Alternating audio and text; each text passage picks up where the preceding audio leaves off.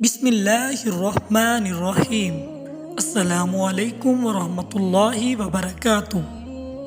حضرت ہود علیہ السلام کی قوم پر اتنی سخت آندھی چلی جو 8 دن اور 7 راتوں تک مسلسل چلتی رہی، اور آندھی بھی ایسی تھی کہ جس چیز پر وہ چلتی اسے ریزہ ریزہ کر دیتی تھی۔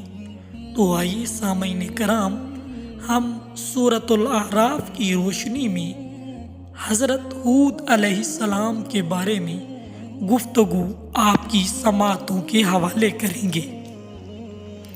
حضرت آدم علیہ السلام کے بعد حضرت نوح علیہ السلام، اور حضرت نوح علیہ السلام کے بعد حضرت ہود علیہ السلام کی قوم آئی، جس کو قوم عاد کہتے ہیں، جس کا آغاز طوفان نوح میں بچ جانے والے لوگوں سے ہوا۔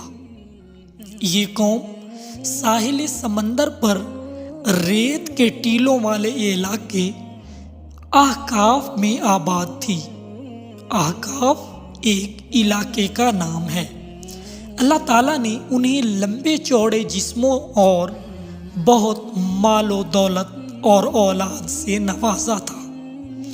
انہوں نے اللہ تعالیٰ کا شکر ادا کرنے کی بجائے تکبر کیا اور کہنے لگے کہ ہم سے بڑھ کر قوت والا کون ہوگا۔ یہ لوگ شرک میں بھی مبتلا ہو گئے تھے۔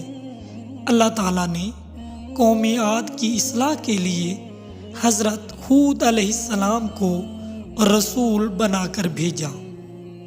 حضرت ہود علیہ السلام نے اپنی قوم کو ایک اللہ کی عبادت کرنے کی دعوت دی۔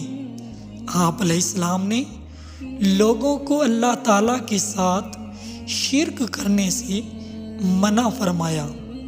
آپ علیہ السلام نے اپنی قوم سے فرمایا، جس کو سورۃ الاعراف آیت نمبر 65 میں بیان کیا گیا ہے، اے میری قوم، تم اللہ کی عبادت کرو، تمہارا اس کے سوا کوئی معبود نہیں، تو کیا تم ہلاکت سے ڈرتے نہیں؟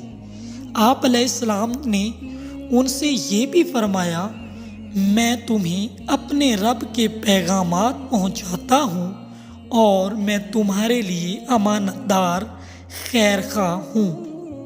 اس کا بیان بھی سورۃ الاعراف اس کی آیت نمبر 68 میں بیان کیا گیا ہے۔ حضرت ہود علیہ السلام کے بہت سمجھانے کے باوجود بھی جب قوم عاد اپنی برائیوں سے باز نہ آئی اور انہوں نے حضرت ہود علیہ السلام کی بات نہ مانی، تو اللہ تعالیٰ نے ان پر ایک بادل کی صورت میں عذاب بھیجا۔ قوم بادل کو دیکھ کر خوش ہو گئی اور کہنے لگی کہ اب تو بارش ہوگی۔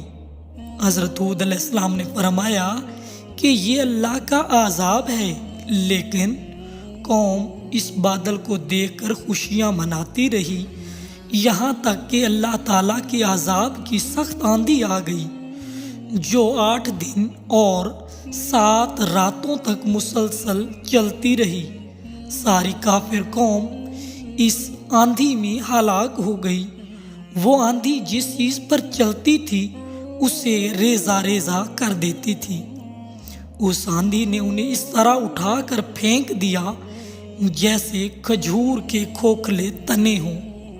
اس قوم کے تکبر اور کفر کی وجہ سے دنیا میں ان پر اللہ تعالیٰ کا عذاب آیا، اور آخرت میں بھی انہیں سزا دی جائے گی۔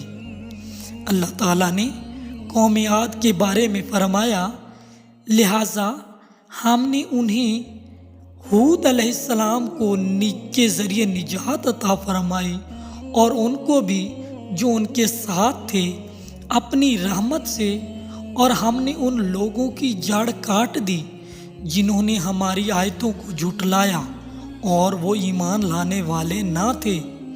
اللہ تعالیٰ نے حضرت ہود علیہ السلام اور ان پر ایمان لانے والوں کو اپنے خاص فضل اور رحمت سے آندھی کے عذاب سے بچا لیا۔ عذاب سے بچ جانے والوں نے اللہ تعالیٰ کا شکر ادا کیا اور اپنی قوم کے برے انجام پر افسوس کیا۔ یہ سب لوگ پھر مدین اور شام کے درمیانی علاقہ میں جا کر آباد ہو گئے۔ حضرت ہود علیہ السلام اور قوم عاد کے واقعے میں ہمارے لیے سبق ہے کہ ہم اپنی طاقت اور صلاحیتوں پر اللہ تعالیٰ کا شکر ادا کریں، غرور اور تکبر نہ کریں اور اللہ تعالیٰ کے عاجز بندے بن کر زندگی گزاریں۔ اللہ تعالیٰ ہمیں عمل کی توفیق عطا فرمائے، آمین ثم آمین۔